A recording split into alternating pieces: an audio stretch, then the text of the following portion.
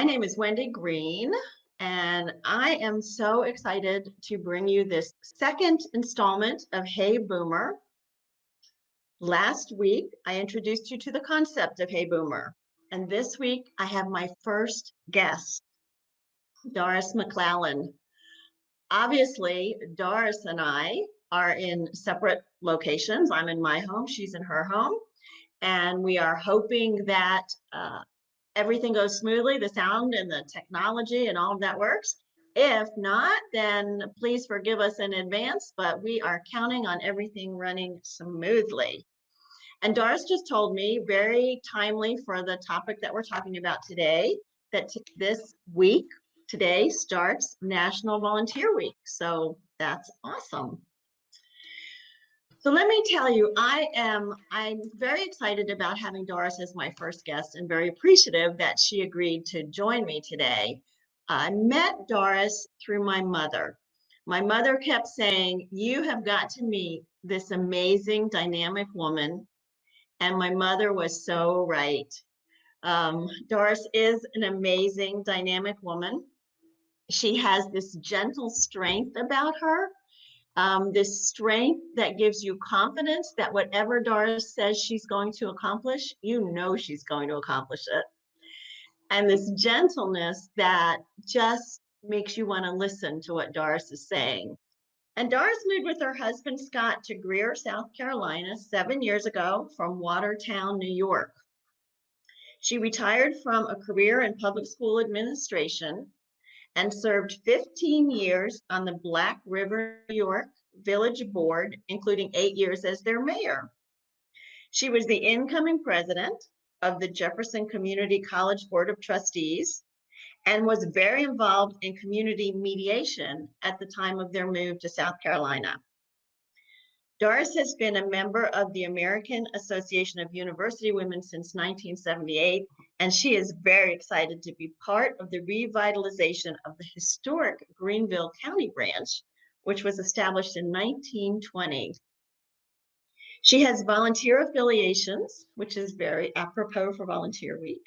She has volunteer affiliations with the Episcopal Church of the Good Shepherd, Daughters of the King, the Greenville Literacy Association, Public Education Partners, the American Cancer Society Road to Recovery Program, the League of Women Voters, and Moms Demand Action for Gun Sense in America.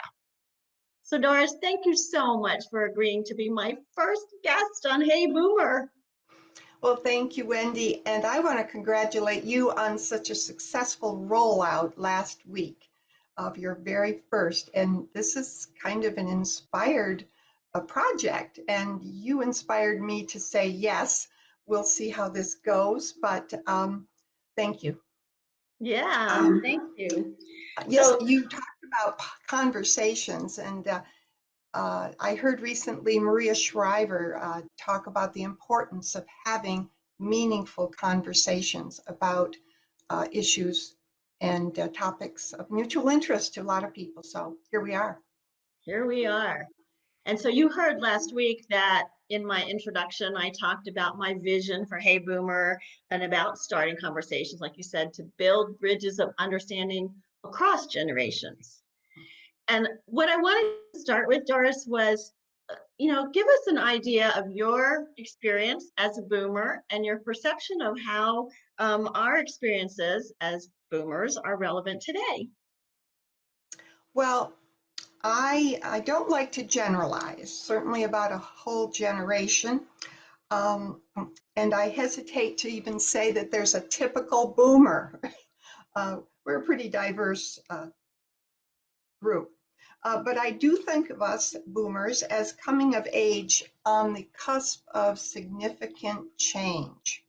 So if you're out there and you lived this age since the 40s and 50s, I think you could join this conversation easily, and we're hoping you might.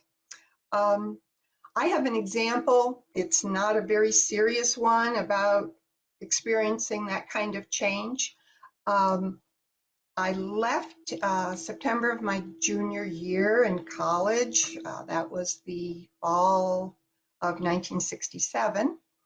And I returned to my college in Northern New York in 1968.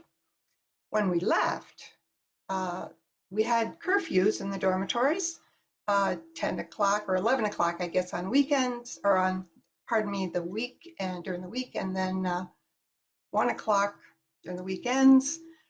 We didn't wear pants to class. We were gone, 20 of us were gone for a year, came back. There were no curfews anymore. And boys were allowed up into dorm rooms, which was unheard of. And everybody was wearing jeans. That's how fast there was change in those times. We actually did challenge authority a lot and challenge norms. And but at the root of all that push for change was that we cared deeply about issues of, I think, fairness and justice a lot. So boomers got involved early in civil rights, environmental issues, the fight for equal opportunities, education and equity for women and girls, and of course, the rise in protests of the Vietnam War. I love the idea of exploring the paths that boomers took in those times. Like I said, not everybody did the same thing.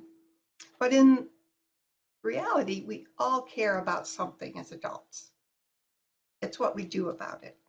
And so I would suggest, and I mentioned this to you, Wendy, you like the idea.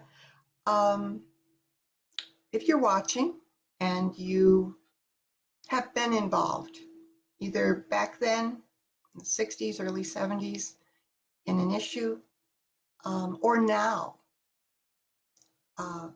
where you can comment, maybe you would just put that issue or how you're involved, maybe an organization, maybe you are a leader in some cause that means a lot to you. So let us know, and maybe we'll do something with that.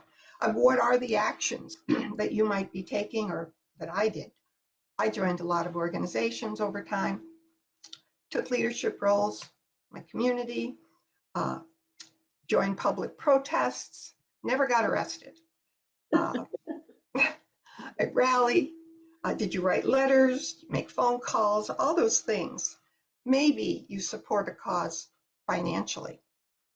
For me, I did some of that as a teen and in my early 20s, but then I got busy getting a career off the ground. I got married. I had 2 wonderful sons. I held office in my small village community, as Wendy mentioned, and I served on boards and various things that I cared about. But in recent years, there was an issue that came to the fore that touched me to my core, a place where the seeds had been planted when I was just 17. The issue was gun safety and the need for stopping senseless gun violence. So, Wendy's goal with Hey Boomer is that we listen to each other. This can be a controversial topic, I know that. When I thought of a story that impacted my life and that led me to work on something I came to care deeply about, that was it. And it was a part of the story that not even people who may know me pretty well might know, because I didn't talk about it a lot. It's a family tragedy. Tragedy touches lots of families in different ways. But if you're ready, Wendy, I'll tell this sad story. Yeah, Doris, and I know, and I appreciate what you've said so far about how change affects us. And, you know, I know you're going to tie this into activism and with wisdom and perspective. And I'm sure it takes a lot of courage to share this. So thank you for being willing to talk to us about this. All right, thank you. Well, happened when I was a freshman in college. I'd left home to go to a school 5 hours away, left mom, dad, and 4 brothers whose names are John, Bill, Don, and Jim. And what happened was one night I was at a party, dancing actually, and I felt a tap on my shoulder. Turned around, it was my dorm director and RA. The looks on their faces said it was very something bad, and that I needed to come with them right away. And so we went back to the dorm and waited and waited and waited until my aunt, who lived not too far away, and her friend came. You'd think the worst. Well, it was the worst. My little brother, Don, 13 years old, had been shot and killed in a gun accident, and I use that term, but in another boy's home. 8th graders, excuse me, had gone bowling, stopped off to another kid's house for a little while. Little brother's sitting at a kitchen table when the boy, whose house it was, went into his father's closet, came out, going to show the rest of the boys his father's new shotgun. It went off and it hit my little brother Don in the chest. And he bled to death there on the kitchen floor. So I don't know to this day how my family carried on, got through Christmas, got back to school, got back to life, back to work. My poor mother, my father. But we did, and there was no counseling in those days for things like that, families like that we knew of. We just did, got through it. And gun safety wasn't an issue for me really in the 60s and 70s. But then in 1981, some of you will recall, maybe all, there was an attempted assassination of President Reagan by John Hinckley, and he lunged towards the president and he let off rounds, and he hit a man, his public relations secretary, Jim Brady, in the head. And Mr. Brady was disabled for the rest of his life. And after that, not until actually 93, but there was a Brady bill to require some places the waiting period for people to get guns, so that people like John Hinckley, who had a history of mental illness, would not have a gun. After that, I joined the Brady campaign and got involved. And there wasn't a whole lot more that went with that, except maybe you'll all remember not that long ago, Gabby Giffords, young congresswoman, and 7 people were killed. And she was attacked in Arizona in 2012. And it's been getting worse ever since. Well, I joined the Giffords PAC, send money, do stuff. Then, also later that year, folks, came Sandy Hook Elementary School, where Adam Lanza killed 28 people. He got the same idea, got that gun out of his mother's closets, came and did terrible damage. Organization I joined after that was called Moms Demand Action, Every Town for Gun Safety. Maybe you've heard of them. And I'm very involved today in the BeSmart program, which I'll tell you a little bit after. Maybe you know of an organization called BON, started in 2018 by the students at Marjorie Stoneman Douglas High School, where a gunman came in and murdered 17 people. BAHN stands for Ban Assault Weapons now in Florida. So that's another organization.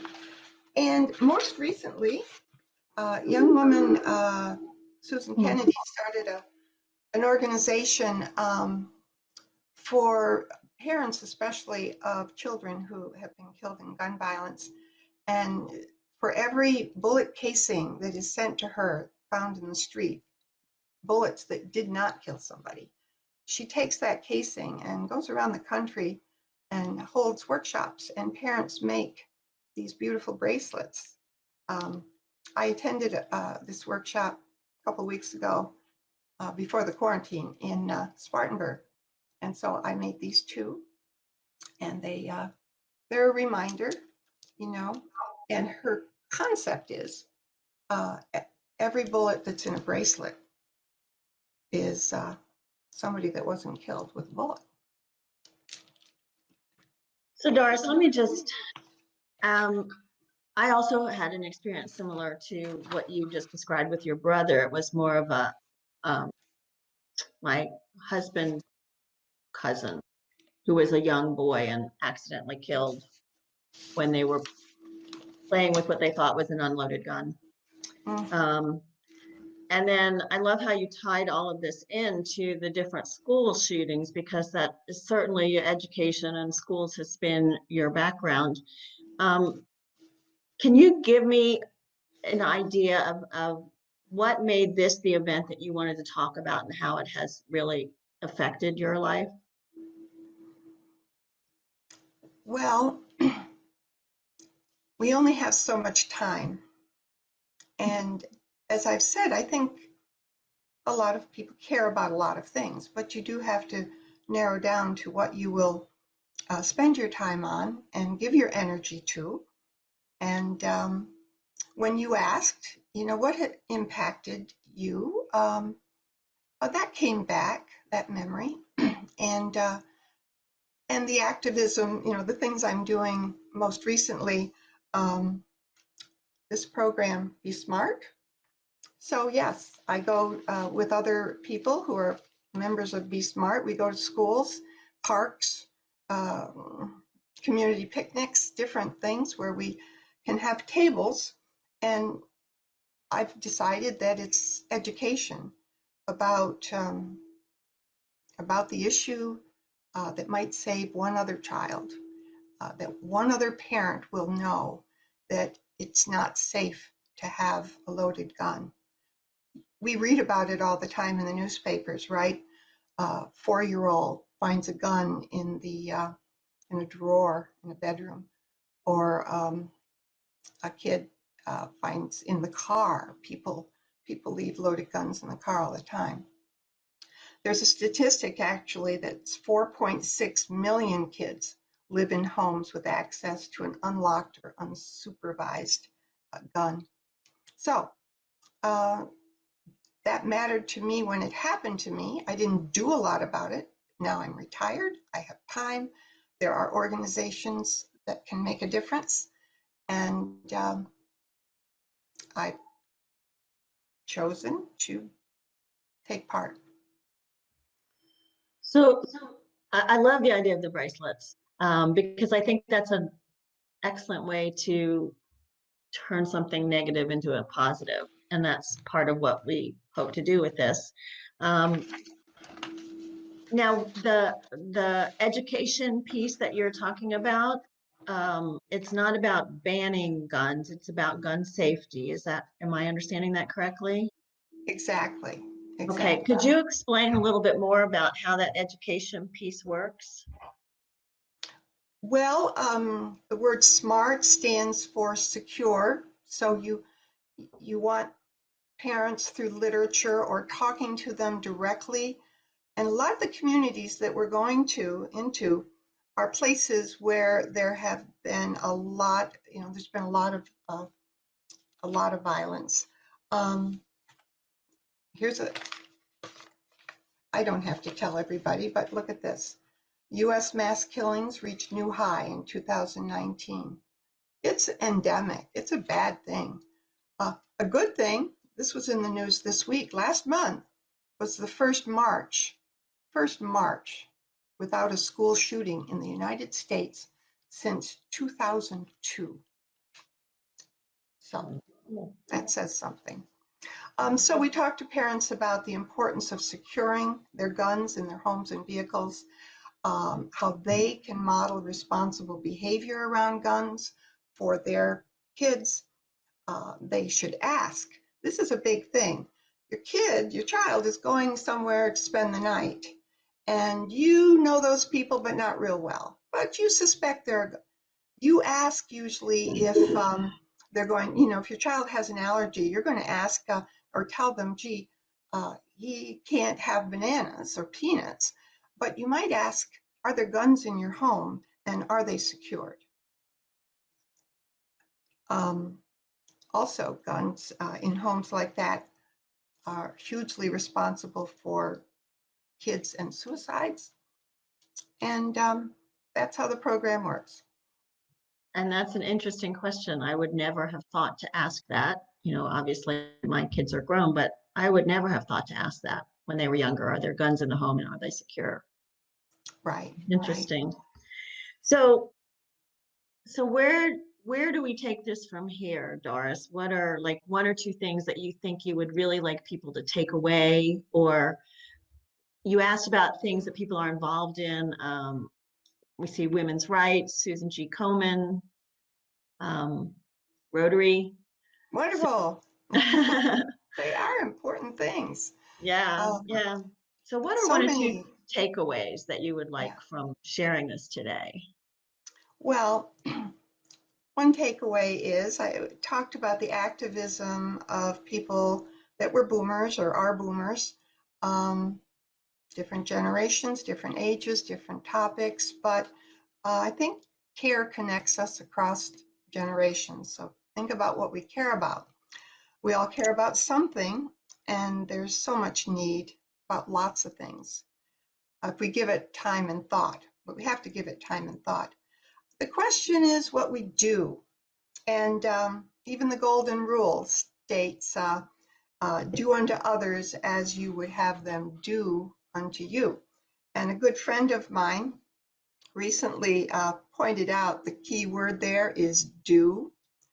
And not to just think about something or talk about it, complain about it, fret, just worry.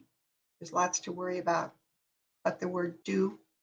My takeaway is to be the change you want to see. We can all do some little bit, some part to make our world a better place. And just show up. Used to say that a lot. Just show up. Get involved. You don't know exactly what you can do, but show up. Yeah, great takeaways. Gandhi used to say, be the change you want to see in the world, right? I didn't make that up. Yeah. That's what he said, be the change you want to see. Yeah. And just show up. I love that. Yeah. Yeah.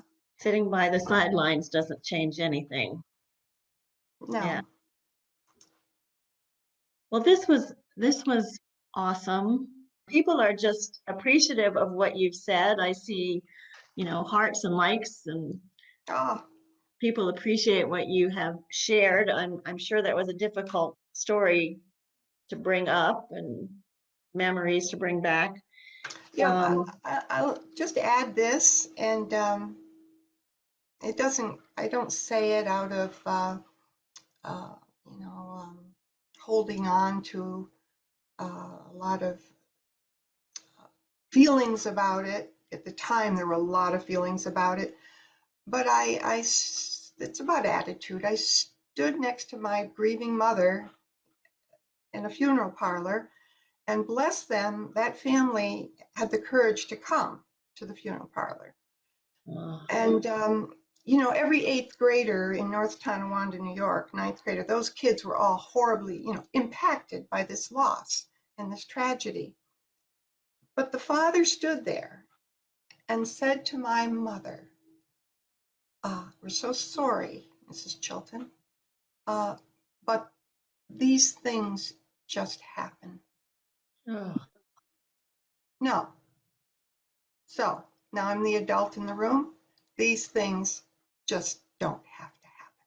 They don't have to happen, right? No. They don't have to No. happen. So, And so when we get out in Oregon, yeah, activists push for strictest gun storage law. You know how they are in Oregon. They're not like South Carolinians. But yeah, thank you for what you're doing as far as the education piece, because I think that can definitely save lives. So we thank hope you so. for that. Yeah. And I can see the comments here. People really have appreciated what you've shared. So thank you, my Wendy. first guest. Yay, Thank Doris. you. We're a little rough around the edges, but Oh, we we did did it. good. I think we did good. Got my guest for next week. Her name is Joni Kraft. Joni retired from the CIA, and she and I worked together at a company that did travel risk management, business continuity preparation, and we also did training for people traveling to high-risk locations. But the biggest impact on life lessons that Joni experienced was from her diagnosis to her recovery of breast cancer. And she is going to talk about that next week, again at 1 o'clock on the Facebook Live on the Hey Boomer channel. So I hope to see you all there. Thank you again, Doris, for coming. Thank you, Wendy. And my name is Wendy Green, and this is Hey Boomer.